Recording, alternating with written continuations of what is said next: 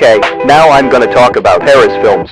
It is a Brazilian film distributor which distributes movies in cinemas, DVD and Blu-ray. Founded in 1960 by the Romanian immigrant Sandy Adamiu, the company began distributing the films of the French studio PAVE. In the 1980s, Paris acquired the VHS distributor America Video, which specialized in action films. 1960 to 1980 something, unfortunately, I wasn't able to find this logo. 1980 something to 1990 something, they changed its name to Paris Video Films. There is a drawing of Arc de Triomphe, and under it there are the words Paris Video and Films in red text. 1990 something to 1990 something, the logo is now on a blue, white and red rounded rectangle representing the French flag. Here is an intro.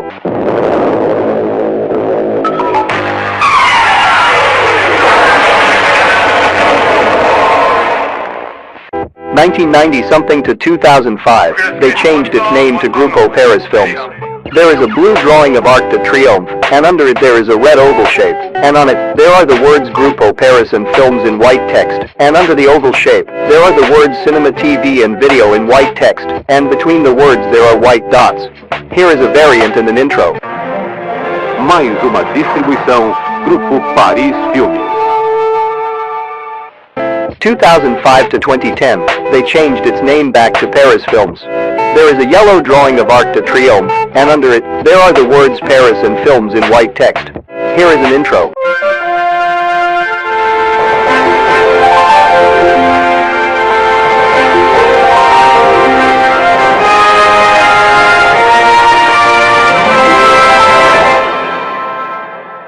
From 2010 to the present, the drawing is now black and simpler, the font has changed, and the text is now in black text.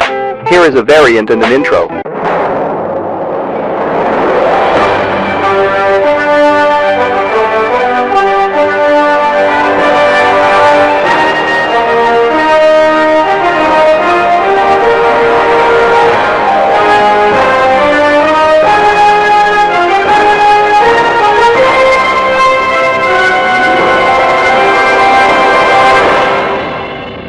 From 2023 to the present, the golden arch has now in white text. Here is an intro.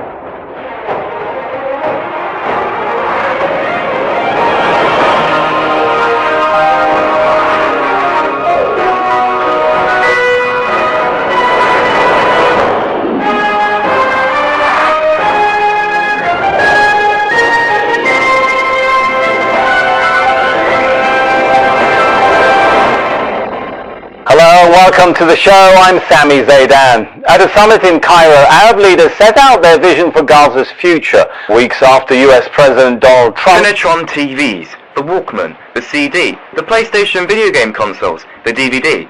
What have all of these got in common? They were all developed by Sony. Sony was founded on May the 7th, 1946, making them 74 years old. Since then, they've become a multinational conglomerate, specializing in all kinds of industries from consumer electronics to computer hardware. But there was one product released on May the 10th, 1975 that sticks out for me. It competed with something else and lost, but it left a good impression and has earned a reputation of being the first commercially successful magnetic tape format. Does this B look familiar? Well, it should do, because that's the logo for Sony's video cassette recording system, the Betamax.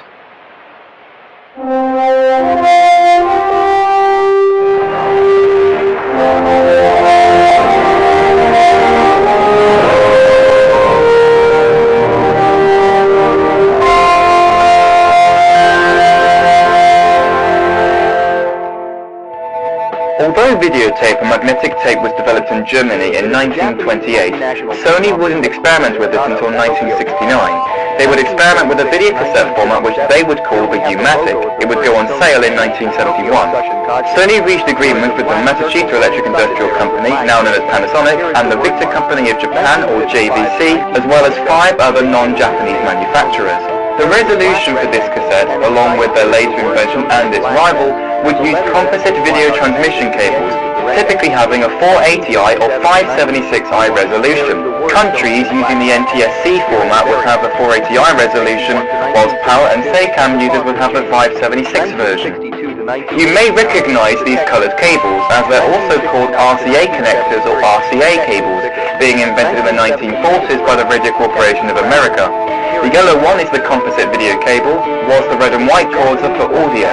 Unlike any other videocassettes of that era, when playing a U-matic tape, the reels rotate in opposite directions. When playing normally, fast-forwarding and rewinding, one reel would run clockwise and the other one would run anti-clockwise. The U-matic was named after the shape of the tape pad when it was threaded around the video head drum, this giant thing here. It would go around the drum 180 degrees, creating a U shape. Some people call this a U-loading system. The process, like any other major format, is called helical scan. The first generation of U-matic VCRs were very large, and thus very heavy. They are approximately 30 inches wide, 24 inches deep, and 12 inches high. This would have definitely been an inconvenience for owners, since they would require special shelving. Early machines also have mechanical controls limited to record, play, rewind, fast forward, stop, and pause. Later models had improvements such as Dolby Audio noise reduction, remote controls, vertical interval timecode or VITC, etc. As mentioned before, the U-matic had issues like damage due to friction, distorted visuals and noises, and trouble producing the color red. Not to mention, recording time was limited to 1 hour per cassette. The recording time for normal cassettes didn't increase whatsoever throughout the U-matic's life. To be perfectly honest, the U-matic wasn't entirely successful, but it was rather innovative and clever. In 2012, an internationally produced film called No was produced, and uniquely, it was filmed using U-matic tapes. The film was very successful, being nominated and winning several awards. The U-matic was sort of a cheap, well-specified product and was used in television programming for a couple of years, but has since been discontinued. The U-matic was among the first formats to contain the videotape inside a cassette of some kind, and even though it did have quite a few drawbacks, it was an interesting piece of technology for the time. You could think of the U-matic as like a test to see what would come out of it for their later product. Of course, like any other format, Sony proudly made video demonstrations. However, there's something awfully creepy about the U-matic video demo they released in 1971. Have a look for yourself. But if you really want to see what a robot can do, watch this award-winning commercial by Fiat, featuring a bevy of unpretty faces.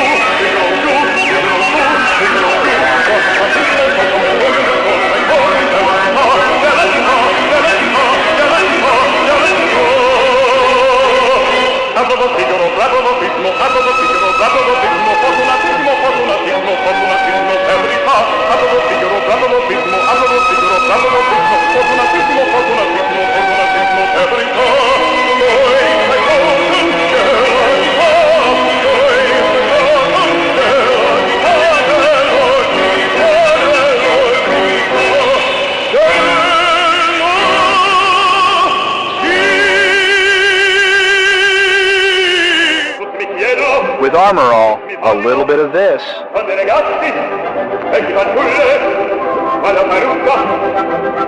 Protects you from a lot of that.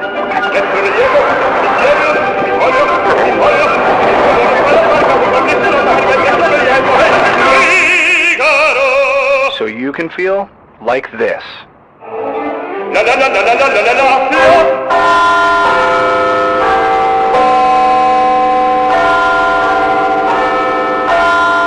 People do come from all over the world just to listen to the bells of Big Ben. It's been a long time, almost 5 years, and now we've got it back up and running again.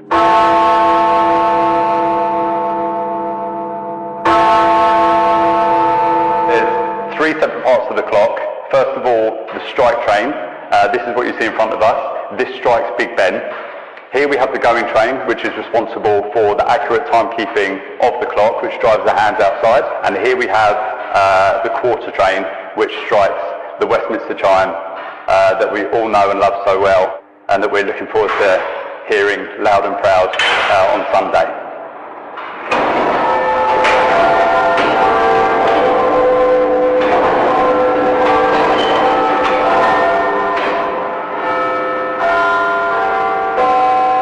We know what the bells used to sound like. We know the sort of speed that the bells were rung at. You utter...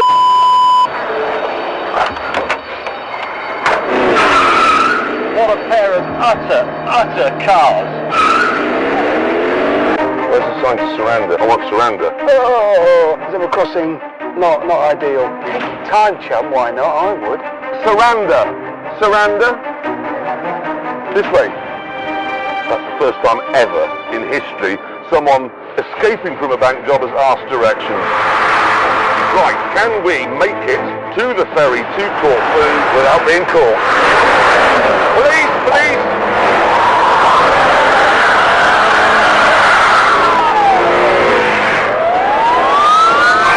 No, come on!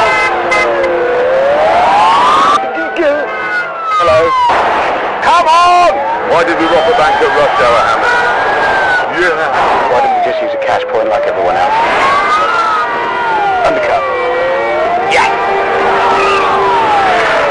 Meanwhile, in the Mulsanne... I can't see a bloody thing. Come on! Oh, crikey, it's the Albanian Roses.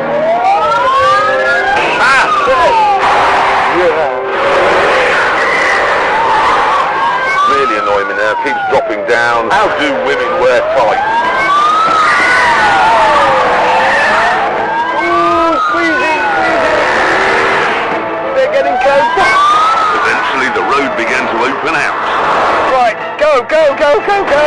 Everything you've got, old roller, come on! Move!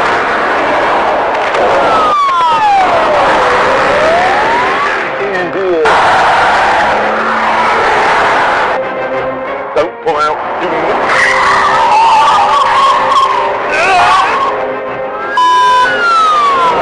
Well, how a bank robber lives to be beyond 25 years old, I don't know, because it is stressy. In a Bentley, it's very stressy.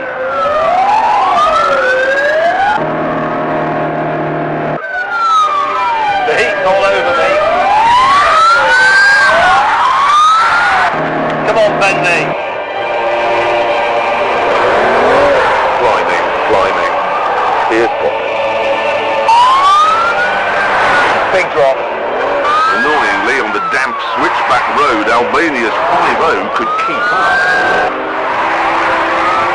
It rolls a bit more than the bird. I'm escaping a bed. I might fall out. It's got the power, but then you get to a corner, and this is the biggie. The front's gone.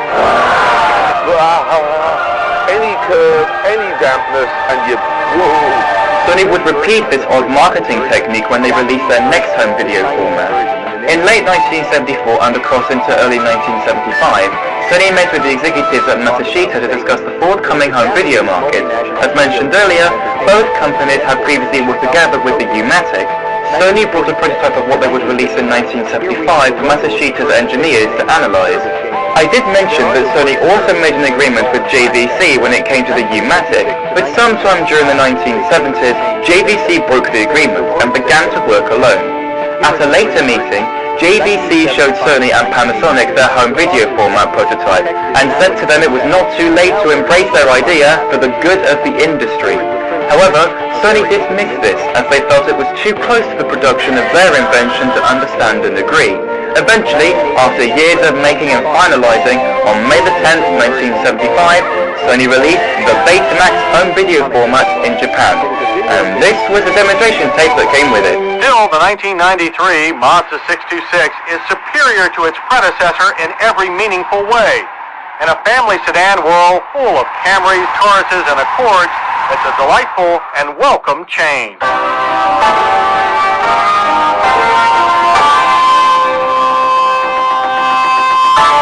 Our car of the week is a 1912 Baker Electric. It goes back to a man named Curtis, and one of the first cars to really bring the racetrack to the street.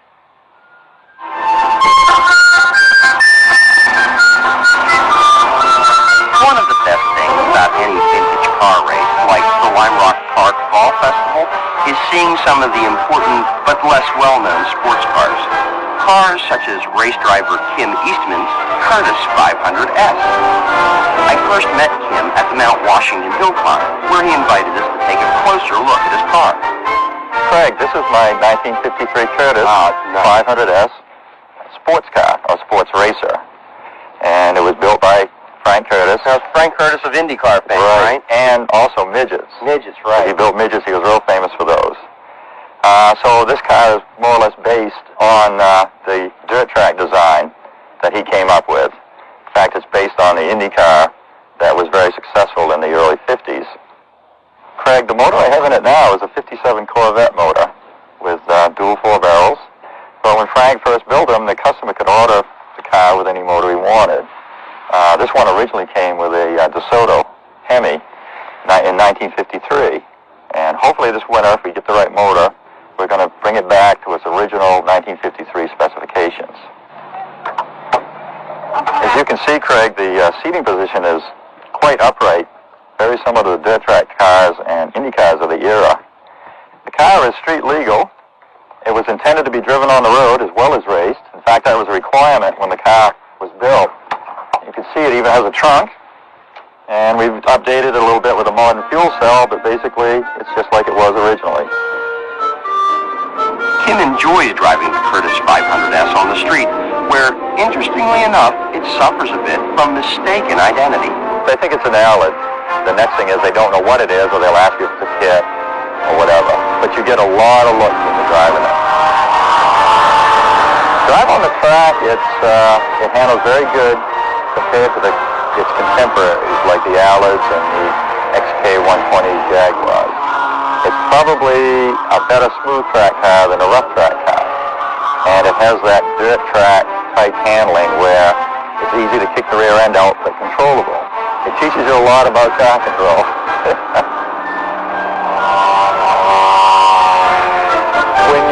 When you have to hold it in a corner, if you're really trying to hold it in tight, it takes quite a lot of arm effort. The biggest effort is braking, because it has drum brakes, and they take a lot of leg. So you really got to lean on them hard because they're not that good. I think all race cars of that era brakes were their weak point. And I couldn't give you acceleration times or anything, but I think you could basically light the tires anytime you wanted to. The Curtis is a low production car. I think one of 12 made. I'm not sure how many survived. And it's just a ball to drive on the road. It's the gas to race it. Anyway, this is what lurks inside a beta machine. This giant circular thing is called the head drum. The rollers inside this machine carry the tape around the drum almost in a 360-degree fashion. Like with other formats at the time, the process is called helical scan. The name beta was chosen because the word beta is a Japanese word used to describe the way in which signals are recorded onto the tape. It was also chosen because the shape of the lowercase Greek letter beta resembles the course of the tape through the transport. This is why some people call the mechanism a B-load system. Oh, and if you're wondering, in the UK, we pronounce it Betamax rather than Betamax. By November of 1975, the United States had a taste of the Betamax system with the LD1901 console. This is a color TV monitor with a mounted Betamax system on it. You have to remember that at this stage, the Betamax was made so you could record TV programs when not at home, so you could come home and watch what you missed. Before 1975, there was no proper way of doing this. Sony used slogans like watch whatever, whenever, and heavily advertised what it could do throughout the 1970s. When it launched, the maximum recording time was 1 hour, but that increased to 5 hours as Sony continued to develop it. As I said earlier though, Sony didn't know what JVC was doing. What they were doing is what some Betamax fans have called a sloppy knockoff. Ever since the U-matic launched, JVC had been working on something similar to the Betamax, but slightly larger and with more tape inside. JVC really pushed their invention, particularly after showing Sony in 1975. On September the 9th, 1976, JVC unveiled the Video Home System, or VHS, to the public. 2 years before, in 1974, the Ministry of International Trade and Industry, or MITI, wanted to avoid consumer confusion, so they attempted to force the Japanese video industry to standardize on just one home video recording format. When Sony was just about ready to launch the Betamax, the MITI were persuaded by Sony to adopt the Betamax system. They were then allowed to license the technology to other companies. The videotape format war, as it's usually called, has a lot more to it than just numbers. Both Sony and JVC improved their ideas significantly throughout the late 1970s, and the battle continued all the way into the late 80s, so we have a lot to go through here. To get it out of the way now, many people believe that VHS won because there were more adult films available on that format rather than Betamax. That is entirely false. Both formats have adult films. It wasn't up to JVC or Sony to decide what would be released onto VHS and Beta. Most of the time, tapes would be fabricated by different companies, and neither JVC or Sony had a proper home video company.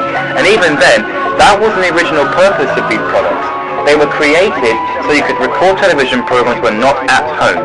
It was only later, when companies realized that they could rip films onto VHS and Betamax from a master, that came the most universal use for it. They were just the manufacturers of the machines and related accessories. More on those later on. For now, here's a lot of numbers. As mentioned earlier, when the Betamax launched, the maximum you could fit onto the tape was an hour. This was because of the smaller size of the cassettes. One Beta cassette is 15.6 by 9.6 by 2.5 centimeters. One VHS tape is 18.7 by 10.2 by 2.5 centimeters. The weight of the cassettes doesn't matter, as neither were heavy no matter how much tape was inside. However, weight was a huge deal when it came to the machines. Depending on the manufacturer, the weight of the machines will differ, but a 1979 Betamax videocassette weighed 36 pounds, or roughly 16.3 kilograms. A JVC HR3300 VHS player weighed 29.5 pounds, or approximately 13.4 kilograms, so VHS machines were ever so slightly lighter. The weight of these two formats may not seem that important in today's world, but back then, the weight of the player would impact the material costs, shipping costs, and assembly time. Due to the overall lighter weight of the VHS machine, it would usually be cheaper, so more would have been sold, and JVC would have gained a higher monopoly. As mentioned before, when JVC launched their video home system, the recording time was 2 hours. That would have been enough time for a film. One thing I find rather interesting is that the recording time was sort of glossed over by Sony. What you're currently watching is a Betamax salesman training video from 1977. Watch this little clip of it. Paperwork. Oh, those dollars go. Worse every year. Figuring percentages really gets me. It's the budgets. You know, I chew up more pencils. Markups, discounts, too much, too much. There's gotta be an answer. Introducing the answer. A really small calculator. A really silent electronic. A really fast thinker. One that works anywhere on battery or plug-in. Notice how the salesman is more interested in how reusable the Betamax is, rather than how much you can record on it. The original question the customer asked was how much can you record, not is it reusable. The way the salesman quickly moves on kind of implies that the recording time was overlooked. He's more interested in the Betamax longevity, rather than how much you can fit on one tape. Here's some more figures for you. When the Betamax launched in 1975, the tape would move at 1.57 inches per second, or IPS, offering a resolution of 250 lines, lower video noise, and less chroma crosstalk than its rival. This was called Beta 1. A normal VHS tape would move at 1.31 IPS, allowing the system to be able to record for 2 hours. Sony quickly realized that in order for their invention to offer the same capacity, they'd have to bring the speed down, hence Beta 2. Beta 2 allowed the tape to move at 0.79 inches per second, which did give them a 2-hour recording time, but this lowered the resolution by 10 lines. In other words, Sony was very fiddly and wanted everything to be exactly right. This fiddling led to the VHS becoming dominant, and by 1980, they controlled 60% of the North American market.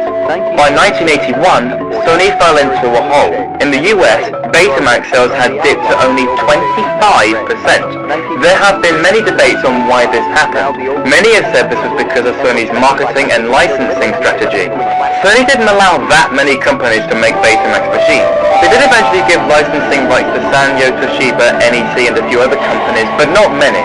JVC allowed dozens of other companies to make VHS players with all different specifications and prices.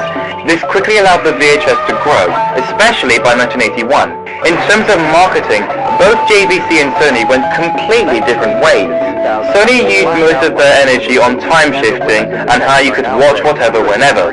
They simply didn't see the future when it came to the Betamax and only really focused on what can be done rather than what should be done. JVC, along with many other manufacturers of VHS, were more open and spent more time and money creating relationships with the currently developing video rental market, hence the home video industry. This would be very important throughout the 1980s since video rental stores, particularly family-run ones, appeared all over the place. Despite the marketing differences, many companies still made both VHS and beta tapes to please both types of consumers. During 1982, Roadshow Home Video began releasing its first titles in Australia, and RCA Columbia Pictures Home Video began operation.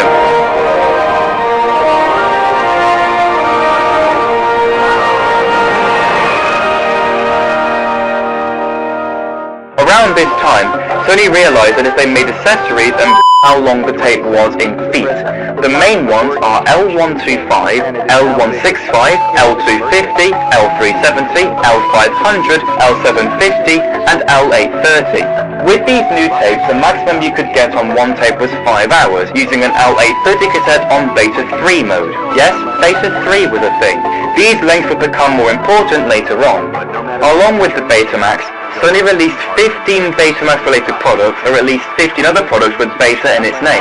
These include Sony Beta Hi-Fi, Betaflex, Betacam, Betacam SP, Betacam SX, Betacart, Betamovie, Betascan, Betascan 2, Beta Skip Scan, Digital Betacam, ED Beta, Super Betamovie, Super Beta, and Super Beta Hi-Fi. I'm not going to talk about all of them since some of them don't even have a Wikipedia page. The ones we're interested in are Beta Hi-Fi, Betacam, Betamovie, ED Beta, and Super Beta. The first of these 5 to come around was Betacam, released on August 7th, 1982. Several people seem to confuse Betacam with Betamax. Some say that Betamax continued to be used in the professional market way after the 1980s. They think it lost in the consumer market but was more popular in the professional market. However, that was in fact the job of the Betacam. After the format war ended, it was still in use until around 2006. Betacam is still brought up today for archival purposes.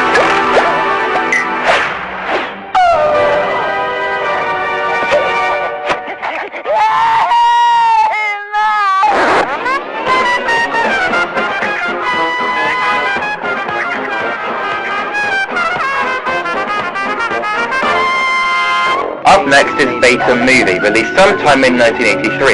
Unfortunately, I couldn't get an exact date. Betamovie is a brand name for a range of consumer-grade camcorders.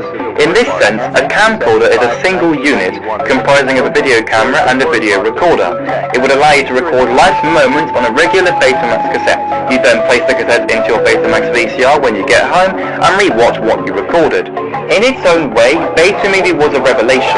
Cameras were definitely not new in the 1980s, but for home use, Betamovie was the first of its kind, or at least the first to be commercially successful. Using an L830 tape, you could record up to 216 minutes, or 3 hours and 36 minutes, using the PAL encode, and 300 minutes, or 5 hours, using the NTSC standard on Beta 3. For home use, this was easily plenty. However, like with everything, there were some drawbacks. Firstly, this took a while to construct.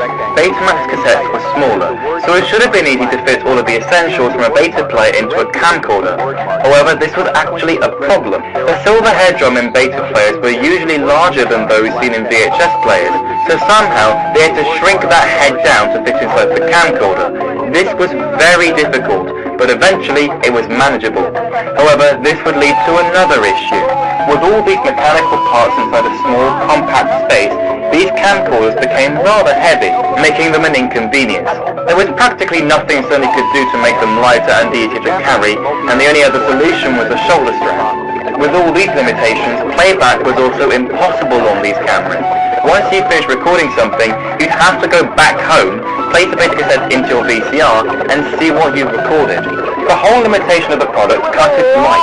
Sony moved on from it by the late 1980s. Rulebook out, everybody. Article 40.4, whilst the race is suspended, B, cars may be worked on once they have stopped in the fast lane, but any such work must not impede the resumption of the race. So they can crack on and fix the car.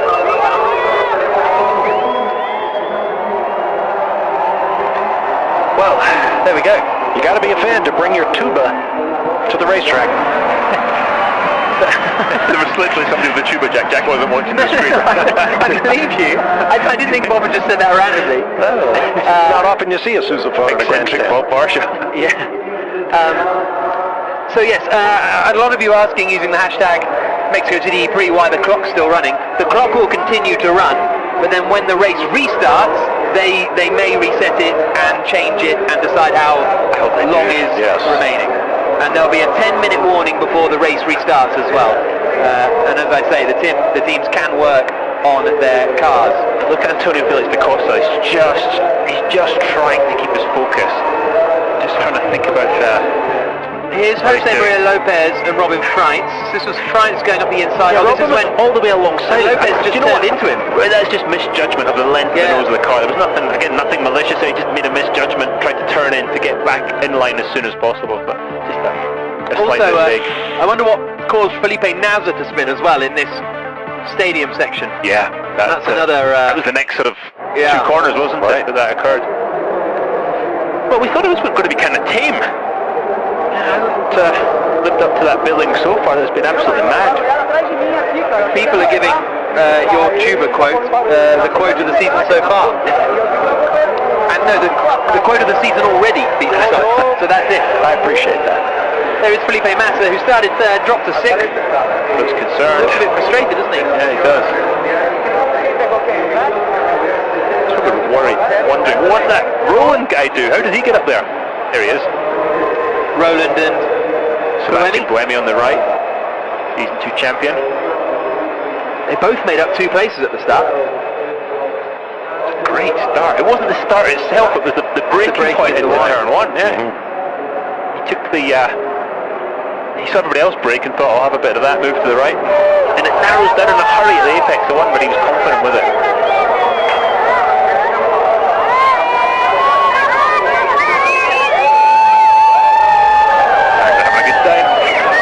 Thousands here, as Bob alluded to earlier, 30,000 in the Foro Sol baseball stadium area alone. That's a bigger crowd than last year, no question. I believe it's up 20% on last year. Yeah. Which is great news.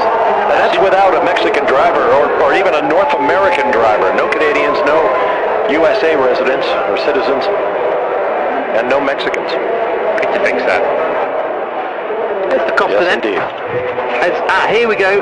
Felipe Nasr coming through now. He's going to be about 11th or 12th at this point, so keep an eye out. I think that's him. No, that's not him.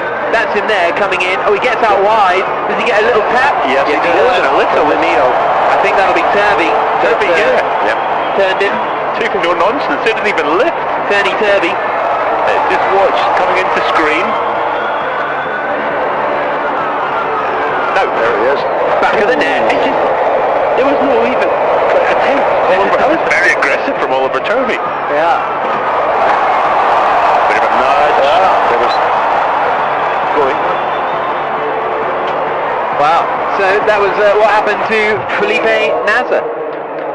Let's get more on what happened to Nelson Piquet now. Nicky is with the team principal at Panasonic Jaguar, James Barkley.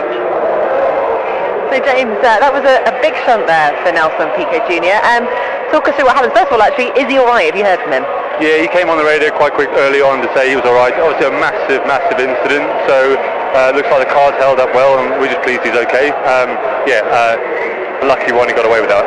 mean, from your perspective, I know you haven't had the chance to actually properly catch up with him yet. What do you think happened? I need to properly look back through the data, but I think it looked like Nelson was committed to go out the inside. Jeb was closing the door, and looked like he braked early because he was on quite, he's on the inside line, so he had a lot more of an acute angle, and the speed Nelson was carrying, he couldn't get out of the way. So I need to properly look at it, and we'll make a judgment call from there. But the main thing is he's okay. Especially, of course, it's always so difficult being in these single-seaters. You don't get a very good view of what's going on in front of you. But this is a very unusual sight to see all the cars lined up here in the paddock.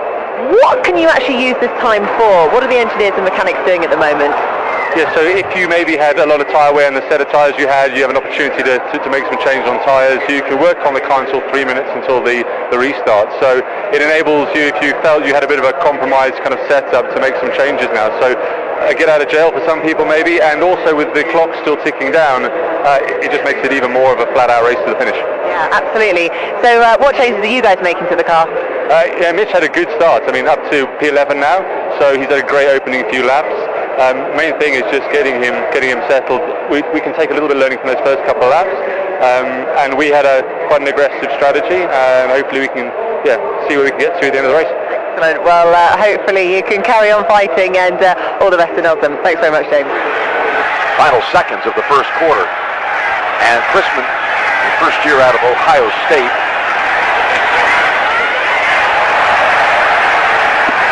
this one bounces near the 20, didn't catch that one the way he had hoped, and they will mark it right at about the 20-yard line. Back in 30 after this from State Farm. Jake from State Farm. I really want that personal price plan, so I'll admit it. I'm a bath bomb guy. Dude, you do not need to get that personal. The State Farm Personal Price Plan simply helps you create an affordable price just for you. For real? Who's ready for their jazz bath? No? Who is that guy? Jazz bath? Call or click to get a quote today. Like a good neighbor, State Farm is there. Sean McDermott's team has seen 160 yards posted against his Bills defense. Final play, most likely, of the first quarter. 3 drivers are also under investigation for overtaking under the full course yellow. Lauderer, D'Ambrosio, and Mortara. So this is looking back from pole to Pascal Wehrlein. This should be good. Lucas, Jack said earlier, for the third car in line now. This moves to the right. We almost hit the inside wall. He'll turn out to avoid it. That was a textbook move. Look at Wehrlein's scoot. It's gone.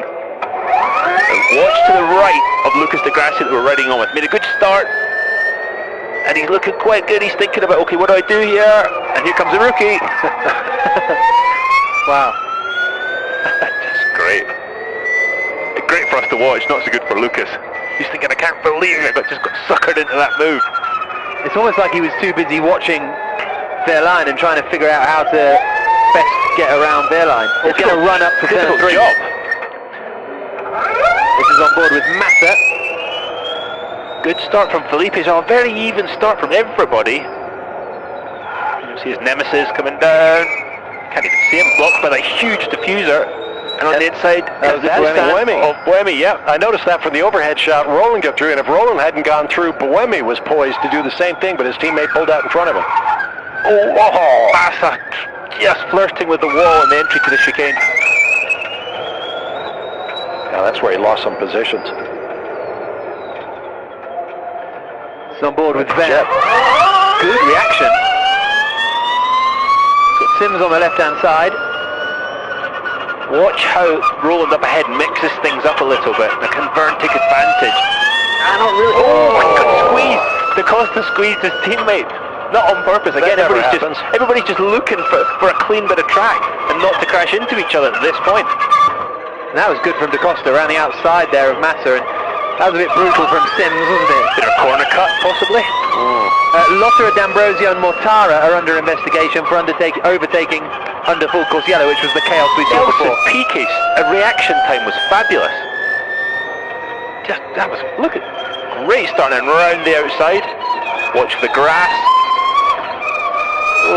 Nelson actually got held up, didn't he, by Sims? It was otherwise, a great reaction time. Good thinking round the outside. Lots of smoke ahead. And then Nelson got into an incident yesterday, right there with Daniel Abt in shakedown, which we've never really seen before, but they were sort of having a little rub. He did well there, PK, at the chicane. Really positioned himself well to gain some places. This is on board with Oliver Turvey.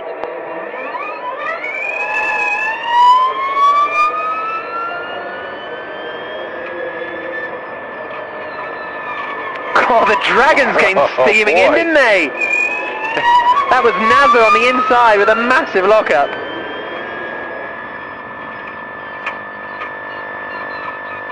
Wait for it.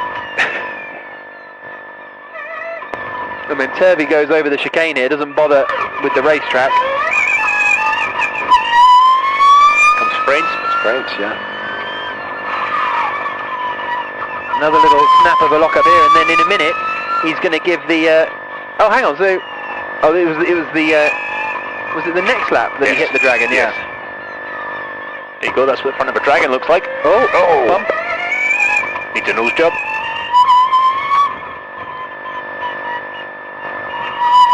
Fantastic. Obviously, the races are usually so frantic, we don't actually get time to watch these. This is fantastic. On board with Sam Bird. Look at all the cars in front of Sam, right at the back of the grid. He was, I think he made up 2 places at the start here. Well, what was going on with that Jaguar? Is that Mitch Evans? That was Mitchell, yeah. Sam's just thinking, okay, which way, looking for the gap. There wasn't one. He sees an opportunity now to pass Daniel Abt. And now he's really boxed in, though. He's going to have to, there's nowhere to go. Bit of contact. That is very frustrating for a driver. The road in front is blocked. You saw the head go forward. It's a nasty caught accident. Or the grassy, you see Mortar, there's black lines, so he did lock up one of them. But I think that might have just been the front 2, because now this is on board with Felipe Massa getting involved at the start. 3 wide. Lovely move, Felipe. Fantastic. Nicely done. So Massa now up into 10th position. Also need to get a replay of the start, because there's definitely a jump start in there somewhere. Da Costa leading, Buemi second, Lopez third, Verne fourth, Van Dorn in fifth. Then there's a bit of a queue forming behind the red and white Mahindra of Jerome D'Ambrosio for 7th place. Lucas de Grassi in that white and red Audi is trying to make moves as well, as Andre Lotter has just set the fastest lap of the race so far. And for those of you that have watched Formula E in the past, as we see, was that one of the Nissans? That's Mortara, I think, getting out of the way. In the Venturi. As those of you that have watched Formula E before, you'll see a lot less power saving, a lot of energy saving, should I say, in this race with this Generation 2 car. The guys said, we can attack a lot harder. And here we are on board with Lucas de Grassi, with a fantastic end to last season and finished right up there in the championship, helping Audi to win the team's championship. Through turn 14. Oliver Rowland in front of him, tried to look to the inside to pass Rosenquist, but compromised his own run, and now he's going to be under pressure from de Grassi, onto the brakes into this long right-hander that becomes turn 17. Would you choose this time to go into the attack zone, the activation zone? No, well, he didn't do it. No, he didn't this time around. A bit of smoke in turn 18. Somebody's locked up in a major way going in there. And Nelson Piquet goes up the inside of Gary Pappett. So Nelson Piquet in the Jaguar going up the inside of the annoyingly similarly liveried HWA. So that is now 12th position for Nelson Piquet. Gary Pappett said to me the thing he's really struggling with is the confidence on the brakes. Really finding that difficult. Jerome D'Ambrosio has just gone past Stoffel Van Dorn. So D'Ambrosio up into 6th position. The attack mode zone activation is open now. It wasn't before. That's why no one used it. That's right. You have to go to 3 laps before you can arm it. Yeah. The drivers at this point are just starting to understand the track and really where it goes, because this morning was just survival. And now they're starting to get where they can gain some time, where they can make some overtaking maneuvers, and where the limit is. So have to be very careful not to step over that limit, because as you see, the walls are very, very close. So Antonio Felix da Costa leading the way at the moment.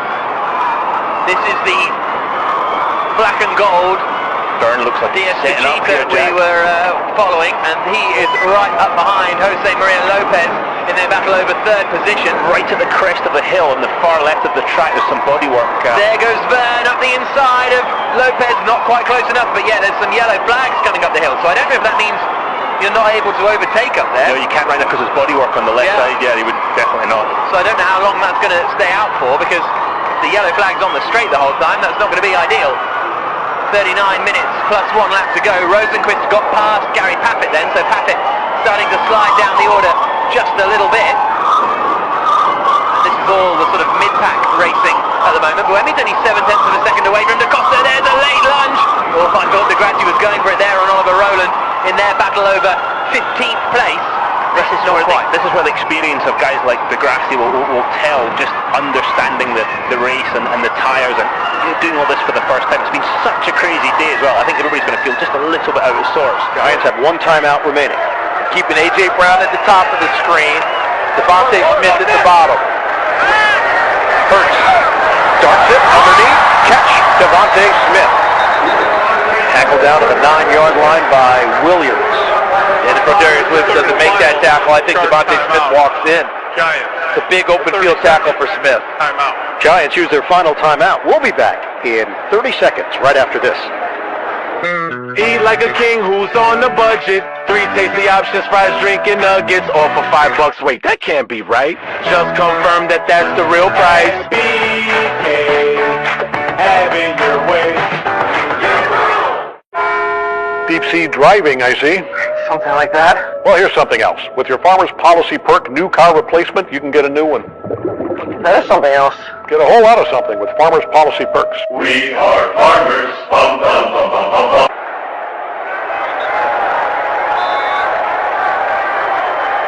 1:33 on the clock. Late second quarter here in Philadelphia. Eagles in front 13-0 on the Giants. 3rd and goal. Chilly of last season. I really hope they do. It looks as though they are, That to be was honest. something. 37 minutes plus a lap left. Will stay even from Jet. Quite hear Lotterer's radio there. Bravo, Quebec, 6 from... Well, now we're talking in code. Yeah, Bravo, Quebec 6, is that what he said? Yeah, it sounded like it. This is on board with Lucas De Grassi. Is this him going past Gary Paffett now? Coming into the... Oh, is it giving Gary Paffett a little bit of a nudge coming through turn 21? Ladies and gentlemen, that's the new Gen 2 diffuser. Very close up look of it. That's one of the things, as low as the guys sit in the car and as long as the nose of the cars, they can't actually see anywhere close to it. So a lot of that's sort of just feeling things out. And as they get more experience with the car, they'll be able to get even closer than that, if that's possible. The third extra would be Beta Hi-Fi. Beta Hi-Fi, or Beta High Fidelity, was an audio upgrade. It's improved the playback of sound as if it was coming from a CD. The result was an audio with an 80 decibel dynamic range with less than 0.005% wow and flutter. Some Sony NTSC models were marketed as Hi-Fi ready. This odd but clever slogan ended up working in countries using the NTSC television standard. Super Betamax, or Super Beta, was introduced to the world in early 1985. It increased the resolution from 240 lines to 290 lines, making a nearly identical copy of live television. The chroma resolution was poor, however, limiting to approximately 30 lines of resolution, whereas live broadcast prominent resolutions were over 100. But overall, if you had a Super Betamax player with Beta Hi-Fi, you would be pleased by the sound and picture quality. Sony pushed the upgrades again in 1988 with Extended Definition Betamax, or ED Beta. This allowed a viewer to see up to 500 lines of resolution, which for 1988 was very impressive. However, 1988 is considered the end of Beta by many people, so maybe if ED Beta was available a couple of years before, Beta could have stuck around in the consumer market for a few more years. Despite all the greatness these 5 extras brought, JVC topped all of them. Before we get onto that though, here are all the tape lengths. While Beta had 3 different modes, Beta 1, 2 and 3, VHS had what we call Standard Play Mode, or SP, Long Play Mode, or LP, and Extended Play Mode, or EP, the latter also being called Super Long Play Mode, or SLP. Beta tapes were named after the tape length in feet.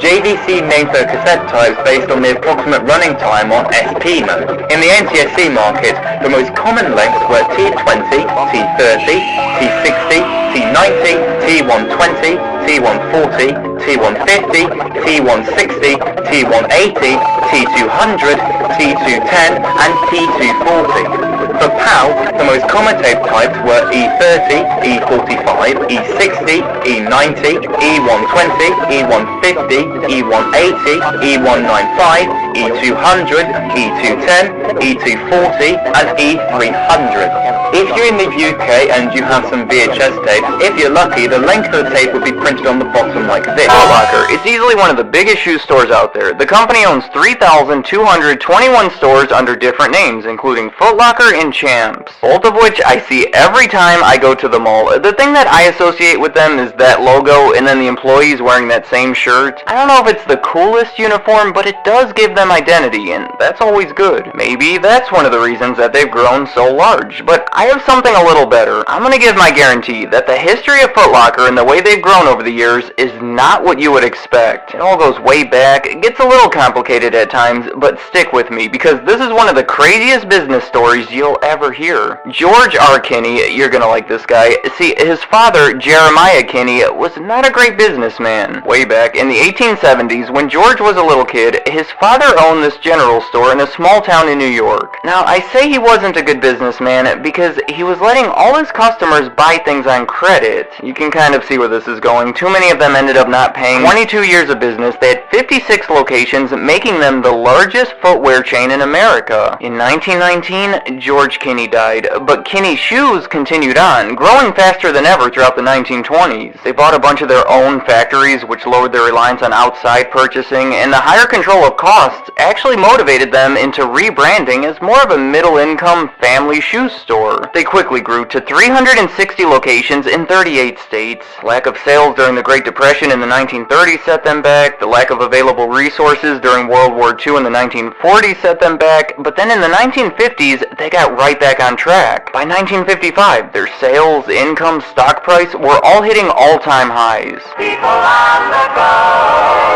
go to Kinney for shoes.